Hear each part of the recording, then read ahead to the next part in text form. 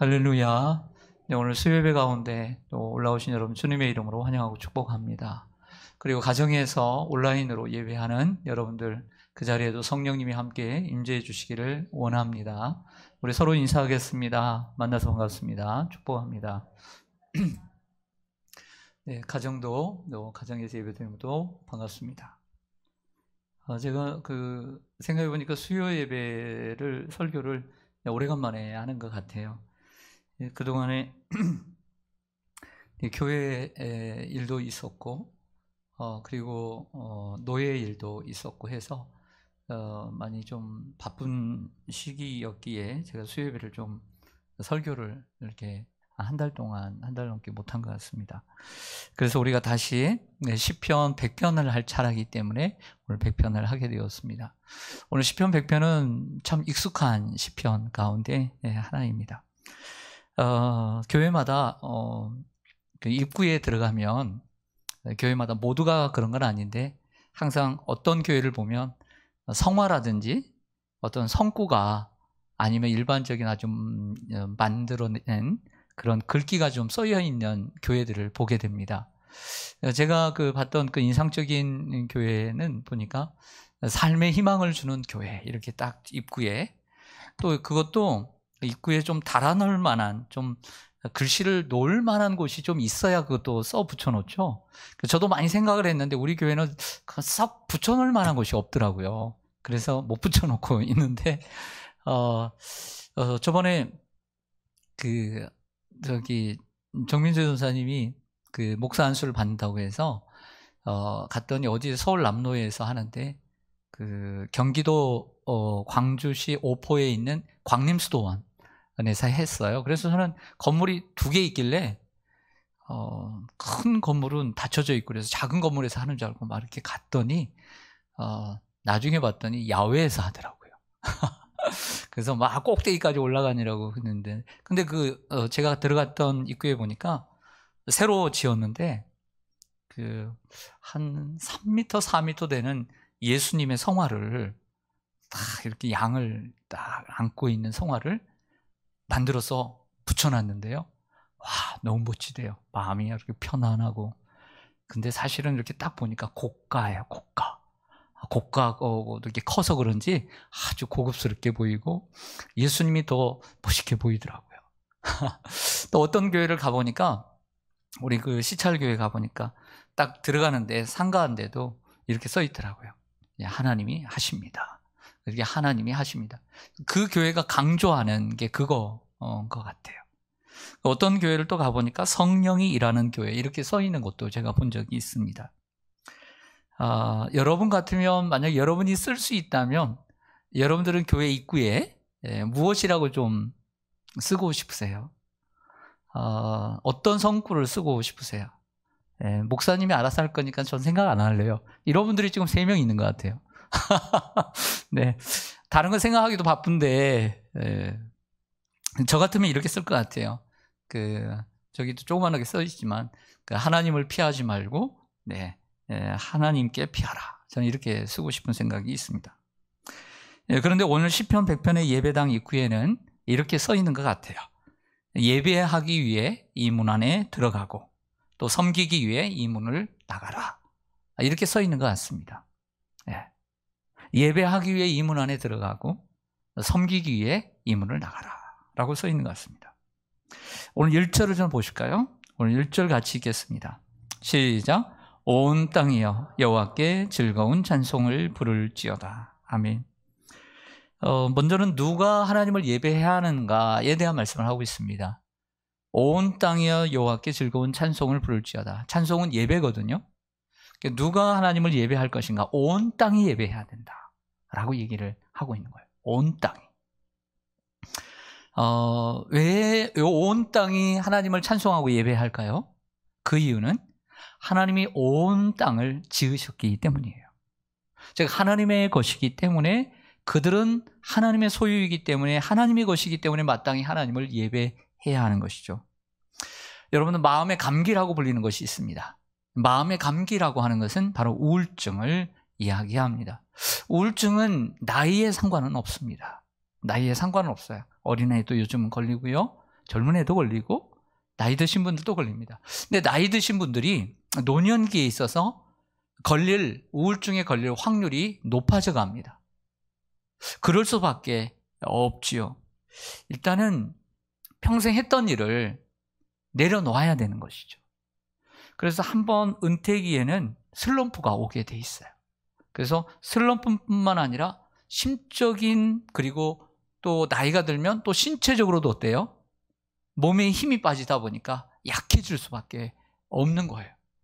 그러니까 내가 왜 이러지 하면서 이 우울증이 올 수가 있습니다. 또 하나는 노년기를 좀 준비해야 되는데, 그래도 사람이 하나님 말씀처럼 떡으로만 살 것이 아니요 하나님의 말씀으로 산다라는 말처럼, 우리 하나님의 말씀도 있지만 육체를 가지고 있기 때문에 때로 먹을 것이 필요하고 입을 것이 필요하고 물질이 필요하거든요. 그래서 너무나 물질이 또 곤고하면 사람이 우울증이 올 수 있어요. 노년기에. 그럴 수 있다는 것이죠. 그런데 나이가 들면서 이 마음의 감기라고 하는 우울증이 올 수 있는 또 하나의 환경이 있는데, 그것은 좋은 부부관계예요. 좋은 부부관계. 그래서 나중에는 부부가 오랫동안 40년, 50년 살다 보면 사실은 뭐 연인이라고 보기보다는 친구예요. 친구로 살아가는 거지, 뭐 옛날에 뭐 그 18세 때 그 뜨거운 감정이 있습니까? 있는 게 이상한 거죠. 회춘하지 않은 한 힘듭니다. 좀 웃었으면 좋겠는데. 그렇지 않겠어요? 그래서 친구로 살아가야 되는데, 그래도 누가 있겠어요. 옛날엔 대가족에는 가족들이 살았는데 애들이라도 있어서 또 일이라도 있었는데 일도 없죠. 애들도 없죠. 그러니까 부부밖에 없는데 맨날 쳐다보고 살아야 되는데 쳐다보고 살 수가 있나요? 대화가 안 되는데. 그래서 우울증이 오는 거예요. 마음의 공고함이 오는 거죠. 그 대화가 필요해요. 또 하나는 아내와 남편의 사별로 인해 우울증이 올 수 있다고 합니다. 특별한 경우겠지만, 네, 그런 경우가 있다는 거예요. 근데 그 원인 가운데 또 하나가 뭐냐면 자녀와의 갈등이랍니다. 성인 자녀와의 갈등. 무슨 얘기냐면, 내가 40년, 50년을 키웠어요. 낳아서 키웠어요. 그래서 자식 아닙니까? 그런데 그 자녀가 부모의 마음을 이해를 못 해주는 거예요. 같이 살아달라는 얘기 아니에요. 내 마음을 알아달라는 얘기예요. 그런데 내 마음은커녕 지 생활하느라고 바빠요. 대화도 없고 전화도 없고, 그리고 더 무서운 것은 어떤 하나의 사건으로 인해서 갈등을 빚고 등 돌리고 살아가는 거예요. 그때 말은 못하지만 누구한테 그 얘기를 하겠어요? 그러니까 그 마음에 병이 생기는 거예요. 성인 자녀와의 갈등, 이게 바로 우울증의 징조가 될 수가 있는 거죠. 여러분, 옛날 여러분 시대만 해도, 요즘은 그렇지 않아요. 저만 해도 그렇지 않아요. 하지만 옛날 우리 부모님을 보면 자신이 못 먹어도 자식은 먹어야 돼요. 자신이 못 입어도 자식은 입혀야 되는 거예요. 자식은 못 배워도 자식은 배우게 했어요. 그러니까 어떻게 키웠겠어요? 그러니까 더 마음에 간격이 생기는 것입니다. 좋은 관계를 맺지 못하고 살아가게 되니까 힘들어하는 거죠. 그 가운데 며느리라도 껴서 힘들어지는 경우라면 더더욱 힘듭니다. 내 자식 뺏어간 것 같거든요. 부모는 자녀를 낳아서 키웠습니다. 그런 자녀들과 좋은 관계를 맺고 효도를 받고 싶은 게 어떻게 보면 당연한 거예요. 그렇다고 해서 여러분들처럼 부모를 모셔라는 얘기 하지 않습니다. 요즘 그런 부모 없습니다. 자주 오라고 하지도 않습니다. 제사를 지내라고도 하지 않습니다. 뭐 명절날 뭐 며칠 뭐 자고 갑니까? 뭐 자고 아침에 왔다가 점심 먹고 가는데 뭐 고생을 시킵니까? 그런데도 요즘 젊은이들은 편하게 살았기 때문에 시댁이라는 시자만 들어도 노이로제가 걸리는 사람들이 있어요. 다는 아니에요. 분명히 시댁을 좋아하는 며느리들도 있습니다. 무슨 얘기를 하려고 하냐면, 우리도 나와서 몇십 년 기른 우리 자녀들에게 우리는 좋은 관계를 맺고 싶고 효도를 받고 싶단 말이에요. 근데 하나님께서 하물며 자신이 직접 지으신 온 땅에게 경배를 받는 것은 당연한 일이라고 하는 것이죠. 하나님, 우리가 우리 자식과의 갈등을 한번 빚어보면 그 마음을 아실 거예요. 마찬가지로 하나님께서 지으신 이 수많은 피조물들이, 사람들이 하나님을 알지도 못하고 하나님을 거역하고 하나님을 배반하고 이렇게 살아가는 모습을 볼 때 하나님의 마음이 마치 등 돌린 자식을 향한 부모의 마음처럼 하나님의 마음이 아프시다니까요. 그러면 우리에게 주시는 하나님의 명령이 무엇이냐면 온 땅에 가서, 온 세상에 가서 복음을 전하라는 거예요. 그래서 그들에게 하나님의 사랑과 그 하나님의 사랑이 예수 그리스도를 통해서 나타났다는 것을 증거함으로써 그 하나님과 반역하고 있는, 대적하고 있는 그들이 하나님께 돌아와서 하나님을 알고 하나님을 예배하고 찬양할 수 있도록 하도록 하는 것이 우리의 역할인 줄로 믿습니다. 그래서 복음의 역할이라는 것이 대단히 중요한 거예요. 네, 우리가 해야 돼. 그래서 예수님 말씀하시잖아요. 가실 때 하늘과 땅의 모든 권세를 내게 주셨으니 너희는 온 민족 족속에게 가서 복음을 전하라 라고 말씀합니다. 하나님은 온 땅에게 경배를 받기 원하십니다. 마치 우리가 10명의 자녀를 낳았으면 10명의 자녀 모두에게 좋은 관계를 맺고 싶은 것처럼 하나님은 한 영혼도 놓치지 않고 자신의 피조물들이기 때문에 경배를 받기 원하신다는 거죠. 2절로 가볼게요. 여러분 한번 읽어주시기 바랍니다. 시작.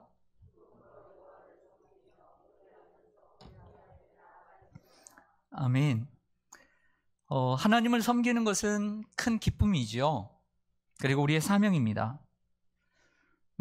우린 교회에 와서도 우리는 하나님을 예배함으로써 섬기고 또 세상에 나가서는 내게 주어진 사람들을 사랑함으로써 하나님을 섬기는 것입니다. 다시요. 교회 와서는 하나님을 예배함으로 섬기고 나가서는 하나님께서 내게 주신 사람들을 사랑함으로 섬기는 것이, 하나님을 섬기는 것입니다. 그런데 저는 이 단어가 들어왔습니다. 기쁨으로입니다. 한번 물어볼게요. 또 저 자신에게도 물어봅니다. 넌 기쁨으로 하나님을 섬기니? 넌 기쁨으로 하나님을 항상 섬기고 있니? 라고 물어보았습니다. 어느 날 주일 아침에 나이든 어머님이 아들을 깨웁니다. 아들아 일어나야지. 교회 갈 시간이 다 됐다. 예배 시간이 되어오는데 씻고 밥 먹고 가야지 라고 했습니다. 그랬더니 그 아들이 엄마 나 좀 더 잘게. 피곤해. 나 새벽 늦게 자가지고. 그러니까 어머니가 안 돼. 그래도 가야지. 널 기다리는 사람들이 있잖아. 아니에요. 날 기다리는 사람이 어디 있어요? 없어요. 그러자 엄마가 대답합니다. 그래도 너는 담임 목사잖아. 그래도 넌 담임 목사잖아. 그랬다는 거예요. 이 담임 목사는 성도들이 자기를 안 기다린다고 생각을 한 거죠. 네. 아니면 목회에 슬럼프가 왔던 것 같아요. 저 같은 경우는 목사입니다. 그것도 담임 목사입니다. 담임 목사. 학교에는 담임 교사가 있는 것처럼 저는 담임 목사입니다. 그리고 이번에 이성 목사님이 그 유임식을 한다고 참 감사한 일이에요. 네. 참 지긋하게 잘 하니까 저희 교회에서 5년 가까이 있었고 군산 개복교회에서 한 7년, 8년 있었던 것 같아요. 그러다가 이제 군산 안디옥교회 이제 담임 목사로 12월 달에 갔는데 이제 그 전에 계신 목사님이 이제 원로 목사님 되시면서 이렇게 이제 유임식을 바로 몇 달 만에 유임식을 하니까 참 잘 되었습니다. 원래 또 성격이 좋아서 또 원로 목사님 잘 모시고 또 잘할 것 같습니다. 여러분 주보를 이렇게 보시면 제 담임 목사 이름이 있거든요. 앞에 보면 그 담임 목사 아래쪽에 영어가 있습니다. 영어를 보면 뭐라고 되어 있냐면 시니어 패스터 이렇게 되어 있습니다. 아니면 시니어 파스터 이렇게 되어 있는데 이게 뭐냐면 시니어라는 말은 우리나라 사람들은 그 노년기를 어르신들을 우리나라 말로 얘기하지 않고 시니어라고 얘기를 하거든요. 그러니까 조금 이렇게 노년이라는 말, 어르신이라는 말을 좀 안 좋게 생각을 하니까 그런 것 같아요. 그런데 왜 여기에서 시니어 패스터라고 되어 있는가? 왜 늙은 목사인가? 이렇게 이제 오해를 하실 수가 있는데 미국의 고등학교나 대학교의 최고의 학년은 이 시니어 스쿨 이렇게 얘기합니다. 그러니까 고등학교나 대학교의 최고의 학년은 시니어를 붙여주는 거예요. 그래서 담임 목사는 뭐냐? 그 교회의 목사들 가운데 최고 목사다, 이런 뜻으로 이제 시니어 패스터 이렇게 붙여줍니다. 저는 목사이기에 하나님을 섬기느냐 안 섬기느냐 이런 고민 안 합니다. 어떤 고민을 하냐면 하나님을 분명히 섬깁니다. 그런데 이런 고민을 늘 하죠. 하나님을 기쁨으로 섬기느냐 그렇지 않게 섬기느냐, 어떻게 섬기느냐를 고민을 하지 하나님을 섬기느냐 안 섬기느냐 이런 고민은 절대 안 해요. 여러분도 그렇죠? 여러분도 그럴 거예요. 그럼 어떻게 생각해요? 저 같은 공감이 되죠? 하나님을, 주님의 교회를, 내가 맡은 사명을 정말 기쁨으로 섬기느냐 그렇지 않느냐, 어떻게 섬기느냐의 고민이지, 섬기느냐 안 섬기느냐 이것은 뭐 믿음이 정말 없는 사람들, 있다가 없다가 하는 사람들 그런 얘기지요. 정말 나는 기쁨으로 섬기고 있느냐. 솔직히 말하면 뭐 100번의 설교를 하면 100번의 설교 늘 기쁨으로 준비하지 않아요. 예. 한두 번, 서너 번은 꾸역꾸역 준비해요. 여러분 묻습니다. 여러분들 밥 많이 하세요? 예. 요즘 뭐 코로나 때문에 매일 하시죠? 예. 남편 막 매일 나갔으면 좋겠죠. 근데 여러분들은 이게 매일 하시죠. 코로나 이전이라 보면, 근데 요즘은 그렇지 않은 것 같아요. 보면 집에서 밥을 많이 안 해요. 예. 다는 아닙니다.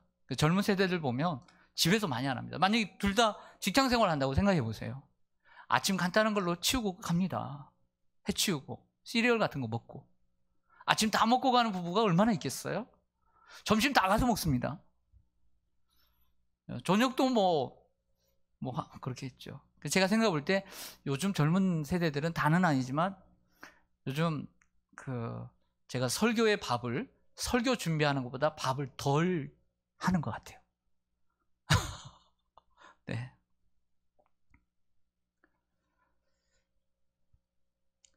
여러분, 우리가 주님을 섬기면서 기쁨으로 섬기고 있는지 한번 생각해 보기 원합니다.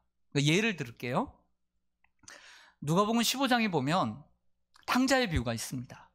한 아버지가 있고 큰 부자인데 아들이 있는데, 두 아들이 있는데 둘째 아들이 유산을 받아가지고 나가서 타국에 가서 허랑방탕하게 다 써버렸습니다. 거지가 돼가지고 많은 고민을 하다가 돼지를 치다가 집으로 돌아오죠.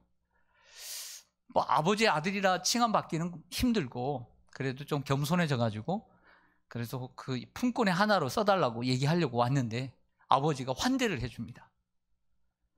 근데 한참 뭐 소를 잡고 뭐 옷을 입히고 반지를 끼고 뭐 난리법석을 치고 뭐 축하해주고 있는데 첫째 아들이 쫙 밖에서 열심히 일을 했어요. 열심히 일을 하고 왔는데 자기 집에서 풍악이 울리고 막 먹는 냄새가 나고 그러는 거예요. 그래서 종한테 물었더니 이래이래 저래저래 해서 나갔던 동생이 왔다는 거예요. 그 큰아들이 어때요? 여러분, 큰아들이 부족한 게 있었나요? 일을 안 했나요? 생각해 봅니다. 예배를 안 드렸나요? 기도를 안 했나요? 우리식으로 얘기하면 새벽 기도를 빠졌나요? 뭐 수요예배를 빠졌나요? 금요기도를 빠졌나요? 11조를 안 드렸나요? 할 거 다 했거든요. 근데 혹시 나는 그 큰아들은 아닌가? 이런 생각을 할 때가 있습니다. 나는 기쁨으로 주님을 섬기고 있는가? 남보다 열심히 하는데 열매는 없고, 남보다 열심히 일을 하는데 그만한 대우를 받지 못하는 것 같고. 이 큰아들입니다. 아버지의 뜻대로 일을 하지만 아버지의 마음으로부터 멀리 떠나 있는 것은 아닌가라는 생각을 해보게 됩니다. 하나님은 우리의 섬김이 단지 고된 일이 되는 것을 원치 않으십니다. 그렇게 되면 우리에게는 기쁨이 없어집니다. 우리가 기쁘게 섬기지 않으면 절대 성장할 수 없다라고 생각이 되어져요. 여러분, 열심히 나온다고 해서 성장이 되어지는 것이 아니라 기쁨으로 예배하고 기쁨으로 찬양하고 기쁨으로 함께 봉사하고 섬길 때 성장도 이루어지는 줄로 믿습니다. 기뻐야 돼요. 기뻐야 돼요. 특별히 우리가 하는 일은 영적인 일이기 때문에 그래야 돼요. 하나님을 기쁘시게 섬길 때 하나님을 기쁘시게 할 수 있는 줄로 믿습니다. 그래서 우리는 이런 기도해야 합니다. 하나님, 내 마음 하나님을 향한 기쁨으로, 하나님 기쁨으로 주님을 섬기게 해 주옵소서. 일만 하는 사람이 되지 않게 해주시고 하나님의 마음을 아는 사람이 되게 해 주옵소서. 남과 비교하지 않게 해 주시옵소서. 그 성전에 올라가는 세션이 있죠. 그 시편 122편에서 135편인가를 보면 시편 122편 1절에서 이렇게 얘기합니다. 사람이 내게 말하기를 여호와의 집에 올라가자 할 때에 내가 기뻐하였도다. 네, 기뻐하였도다. 오늘 여러분, 오늘 수요일에 나오시면서 어떻게 기쁘셨습니까? 네. 해가 길어져가지고, 이제 밥 먹자마자 올리니까, 배도 부르고, 졸리기도 하고, 눈이 따끔따끔하고, 네. 하루 종일 일해가지고 피곤한데, 네. 그러실 수 있습니다. 우리는 기쁘게 예배를 드리려고 씨름을 해야 합니다. 네. 기쁘게 예배를 드리려고. 지금 저에게 좀 나타난 현상이 이거예요. 너무 빨리 아침에 깨요. 그리고 꽃을 좋아하고. 이게 나이 든 현상이랍니다. 원색을 좋아하고 아침에 일찍 깬대요. 제가 아침에 일찍 깨요. 저 사람 늦게까지 자요. 아직 젊어요. 네. 그래서 우리 어르신들도 보면, 권사님들도 주일날 2부 예배를 많이 나오세요. 분명히 그분들은 5시, 6시, 7시에 깼을 거예요. 너무 일찍 깨니까 이제 아침을 먹어요. 근데 아침을 먹으면 7시, 8시 벌써 아침을 일찍 먹어요. 왜? 남편도 빨리 달라고 하니까. 먹었는데 9시 정도 되니까 교회를 가야 돼. 그런데 이제 아침도 먹고 하니까 일찍 깼거든요. 5시, 6시에 깼거든. 그때부터 살짝 졸리기 시작하는 거야, 이게.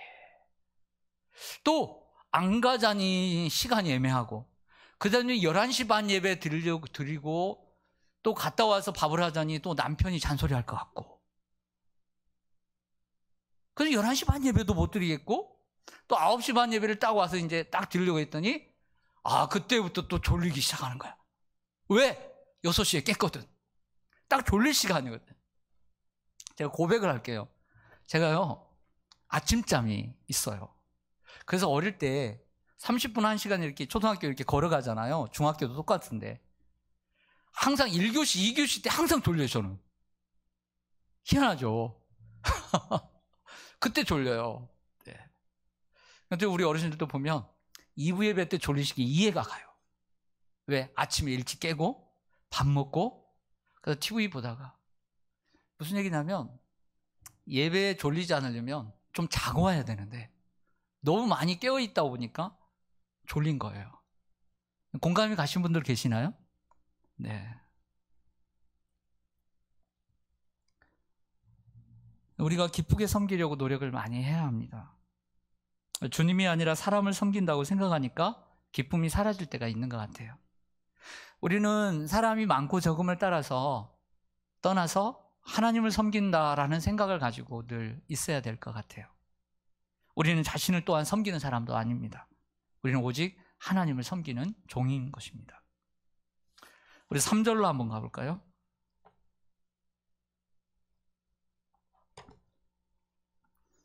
우리 같이 한번 읽겠습니다. 시작. 여호와가 우리 하나님이신 줄 너희는 알지어다. 그는 우리를 지으신 이요 우리는 그의 것이니 그의 백성이요 그의 기르시는 양이로다. 아멘. 저는 오늘 요즘 그 베드로 전서를 주일날마다 강의를 하고 있습니다. 이번 주에 말씀드린 것처럼 한 국민에게는 지켜야 되는 권리와 의무가 있는 것처럼 하나님의 자녀들도 백성들도 권리와 의무가 있습니다. 그 권리는 하나님을 의지하는 것이라고 했고 또 의무는 하나님의 말씀에 순종하는 것이라고 했습니다. 하나님을 의지하고 순종하는 삶 자체가 생활 예배입니다. 우리의 삶 가운데 날마다 하나님을 의지하는 특권을 누리고 또 힘들면 하나님을 의지하고 또 하나님 말씀에 순종해 가며 살아가는 삶 자체, 꼭 이렇게 짜여진 우리 묵상 기도합시다, 사도신경 합시다, 찬송합시다, 기도합시다, 말씀 들읍시다, 꼭 이게 아니더라도 하나님을 의지하고 또 하나님의 말씀에 순종하며 예수 안에 살아가는 삶 자체가 바로 생활 예배가 되는 것이죠. 그런데 오늘 시편 기자는 왜 우리가 하나님을 의지하고 순종해야 되는지 관계 측면에서 이야기를 해주고 있습니다. 여러분, 신앙생활은 관계입니다. 관계예요, 관계. 어떻게 보면 부모와 자녀의 관계도 관계입니다. 부부에도 관계예요. 이 관계가 잘 되어 있어야 가정이 행복한 거예요. 마찬가지로 우리도 하나님과의 관계가 잘 이루어질 때 행복한 신앙생활을 할 수가 있는 것입니다. 먼저 오늘 시편 기자는 하나님과 우리의 관계를 창조주와 피조물의 관계로 규정을 하고 있습니다. 우리가 피조물이기에 순종해야 함을 가르쳐 줍니다. 3절 중반절을 한번 보실까요? 3절 중반절에 보면 그는 우리를 지으신 이시요 우리는 그의 것이니 라고 했습니다. 그는 우리를 지으십니다. 하나님은 창조주이시고 우리는 그의 피조물이라는 거죠. 예배하는 사람은 예배를 받으시는 분이 누구인지 그리고 자기 자신과 어떤 관계가 있는지를 분명히 알고 예배를 드려야 합니다. 하나님은 창조주이십니다. 그리고 우리는 피조물에 불과합니다. 하나님 없이는 우리는 존재할 수 없고 살아갈 수 없는 것이죠. 그래서 우리 하나님을 예배합니다. 사도행전 17장에 사도 바울이 2차 선교행을 하면서 그리스 아테네를 갑니다. 이 아테네 가서 아레오바고 언덕에서 설교를 하면서 이런 얘기를 하죠. 우리가 그를 힘입어 기동하며 존재하느니라. 우리가 하나님으로 인하여 우리가 힘입어서 기동하며 존재한다 라고 얘기를 합니다. 다음으로 우리는 자녀로서 아버지에게 순종해야 함을 가르쳐 줍니다. 3절 하반절을 좀 찾아보면요, 시편 100편 3절 하반절을 보면 우리는 그의 것이니 그의 백성이요 라고 얘기합니다. 그의 백성이요. 우리는 죄 아래에 있을 때 죄의 종이었습니다. 마귀의 자녀였습니다. 그러나 예수 그리스도를 보내주셔서 십자가의 죽으심으로 우리의 죄의 문제를 해결해 주셨던 거죠. 그 예수 그리스도를 우리가 구주로 믿음으로 하나님의 자녀가 됩니다. 그리고 하나님의 자녀가 된 우리는 하나님을 아버지라 부르는 영적 관계가 형성이 되고 또 영적 가족이 됩니다. 우리가 하나님과 아버지와 하나님과 아버지와 자녀의 관계를 맺게 되면 아버지의 권위에 순종을 하게 되는 것이죠. 그래서 시편 기자는 우리가 피조물이기에 하나님께 순종해야 하고, 두 번째는 우리가 자녀이기 때문에, 그의 백성이기 때문에 우리가 하나님께 순종해야 된다라고 말씀을 하고 있습니다. 또한 세 번째로는 우리가 양으로서 목자에게 순종해야 된다라고 얘기를 합니다. 3절 끝에 한번 보실까요? 그의 것이니 그의 백성이요 그의 기르시는 양이로다 라고 했습니다. 여러분, 우리는 연약한 양입니다. 양은 한 치 앞을 잘 못 봅니다. 시력이 약합니다. 우리도 우리의 인생이 한 치 앞을 모릅니다. 연약한 존재입니다.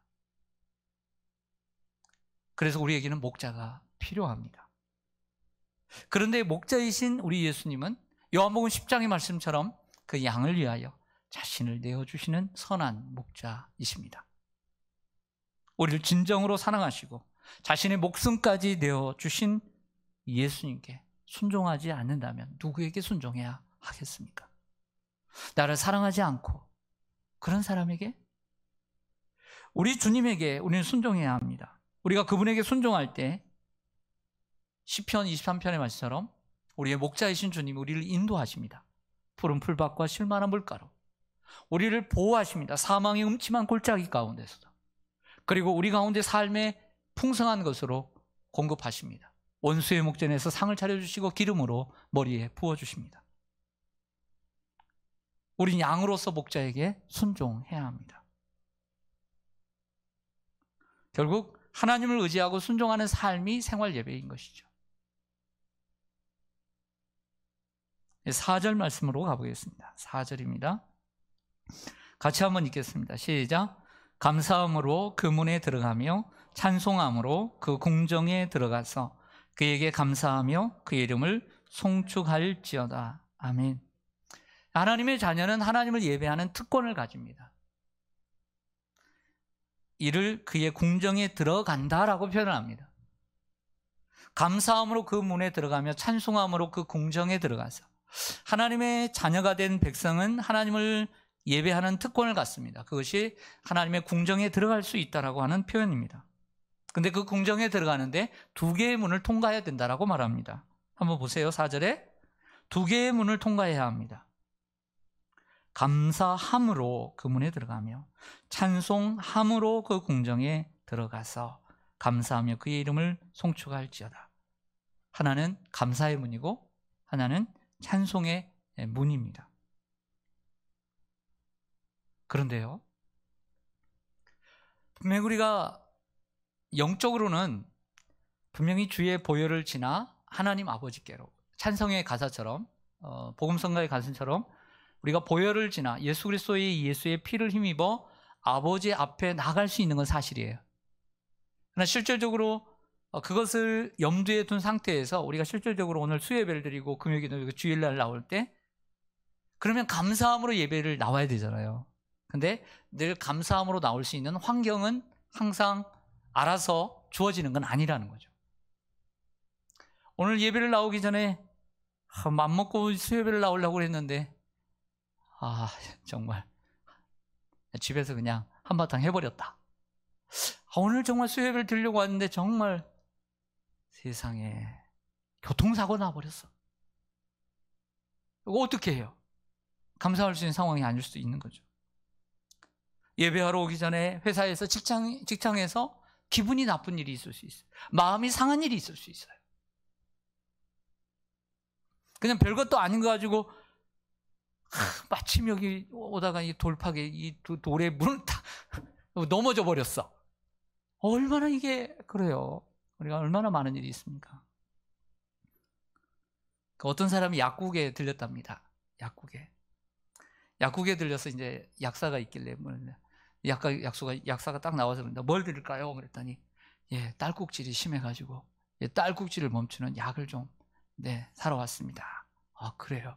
근데 약사가 그 말을 듣고는 약을 찾으러 가는 척하고 딱 돌아섰어요. 돌아섰더니 갑자기 돌아서서 그 사람의 뺨을 딱 때리는 거예요. 왜 때렸겠어요? 그렇죠. 놀래가지고 딸꾹질 멈추라고. 그러면서 얘기합니다. 멈췄죠. 그랬더니 뺨을 맞은 그 남자가 얘기합니다. 내가 아니라 내 아내인데.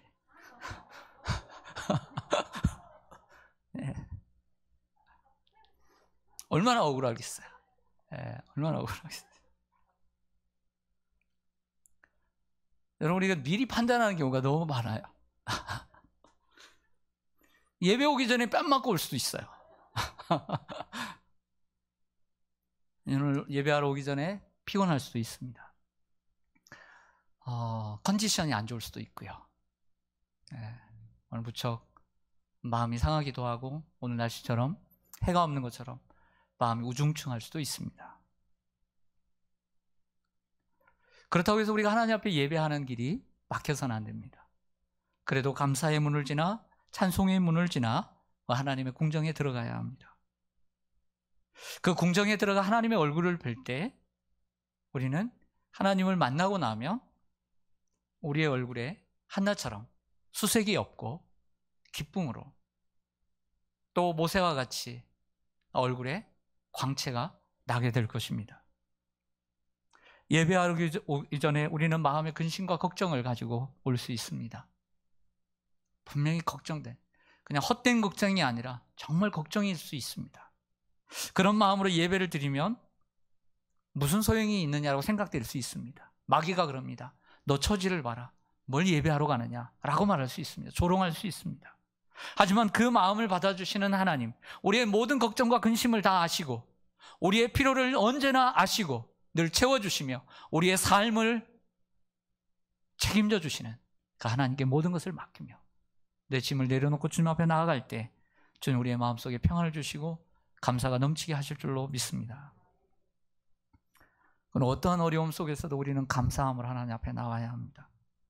시편 122편 4절에 지파들 곧 여호와의 지파들이 여호와의 이름에 감사하려고 이스라엘의 전례대로 그리로 올라가는도다 라고 했습니다. 하나님의 집에는 감사하려고 우리가 오는 것입니다. 성경에는 우리에게 범사에 감사하라고 가르쳐줍니다. 모든 일에 감사하라고 합니다. 하지만 우리는 감사하지 못할 때가 많습니다. 사실 우리가 감사하지 못하는 이유는 내 삶에 대해 만족을 하지 못하기 때문입니다. 있는 것보다는 없는 것을 아쉬워하며 불만족스러운 때가 많습니다. 이번에 어떤 분을 만났습니다. 만났더니 이렇게 장사를 하세요. 그랬더니 이 코로나로 지원이 나오잖아요. 1차 지원, 2차 지원, 3차 지원. 그래서 처음에 뭐 100만 원, 200만 원 받았대요. 그때는 안 받으려고 그랬대요. 근데 주더래요. 근데 이번에 3차인가 그랬더니 300만 원이 나왔대요. 근데 자기는 못 받았대요. 근데 주위에 보니까 여기저기서 연락이 오는데 다 받았대요. 나만 안 받아서. 그때 기분이 나빠야 한다고 봐요. 마음이 상해가지고 며칠 동안 마음이 아팠대요. 마음이 아프죠. 근데 이 수치라는 게 그렇더라고요. 그럼 뭘로 측정을 합니까? 그랬더니 현금으로 받은 것은 그렇게 측정 도구가 되지 못하고 이렇게 카드를 긁잖아요. 카드를 긁으면 그 전에 수입보다 100원이라도 더 많으면 못 받는 거예요. 그래서 그 카드값이 이렇게 올라가는 것 돈이 100원이라도 적으면 300만 원을 받는 거예요. 아쉬움이 있죠. 네. 그냥 그걸 좀 100만 원, 200만 원 좀 나눠서 차등을 줘서 좀 줬으면 하는 이런 바람도 있고. 우리에게 감사가 사라질 때는 이처럼 남과 비교할 때 오기도 합니다. 하지만 우리가 정말 감사하기 위해서는 남과 비교하지 말고 하나님께서 나에게 주신 것을 생각하는 게 필요해요. 하나님께서 나에게 주신 것. 그것을 세어보면 감사가 생기게 되는 것이죠. 하나님께서 여러분들에게 주신 것들을 세어보시기를 바랍니다. 하나님께서 우리를 위해, 여러분들을 위해서 하신 일을 생각해 보면 감사할 수밖에 없는 것이죠. 네, 마지막으로 100편 5절을 같이 읽겠습니다. 시작. 여호와는 선하시니 그의 인자하심이 영원하고 그의 성실하심이 대대에 이르리로다. 아멘. 네, 이 마지막 구절은 찬송의 내용입니다. 왜 내가 찬송을 하는가? 무엇을 찬송하는가? 하나님의 선하심과 인자하심과 하나님의 성실하심을 찬양하고 있습니다. 하나님의 선, 하나님의 인자는 헤세드 사랑, 그리고 성실함입니다. 다른 말로 하면 한마디로 하나님의 성품을 찬양하는 것입니다. 이 마지막 구절, 하나님은 선하시고 그 인자하심이 영원하고 그 성실하심이 대대에 이르리로다. 어떤 시편의 마지막 절과 너무나 유사합니다. 그건 시편 23편입니다. 내 평생의 선하심과 인자하심이 반드시 나를 따르니니 내가 여호와의 집에 영원히 살리로다. 두 가지가 겹칩니다. 하나님의 선과 인자하심. 선하시다는 말은 도덕적인 의미만이 아니라 악과 구별되는 단어입니다. 하나님에게는 악을 찾아볼 수가 없는 것이죠. 하나님은 악 자체가 없는 분이시라는 것입니다. 인자하다는 말은 헤세드 사랑을 의미합니다. 하나님의 사랑의 넓이와 길이와 높이와 깊이, 그 광대함을 생각해 보면 하나님을 찬양할 수밖에 없다는 거죠. 성실하다는 말은 신실하다는 의미와 같습니다.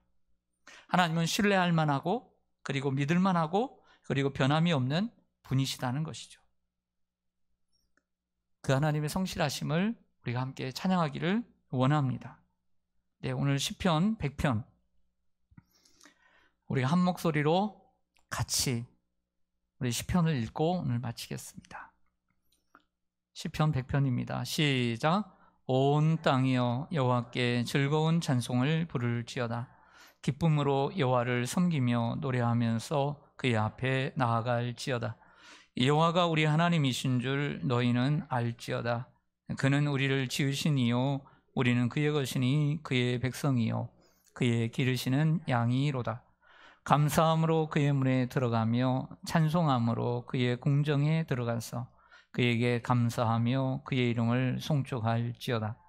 여호와는 선하시니 그의 인자하심이 영원하고 그의 성실하심이 대대에 이르리로다. 아멘.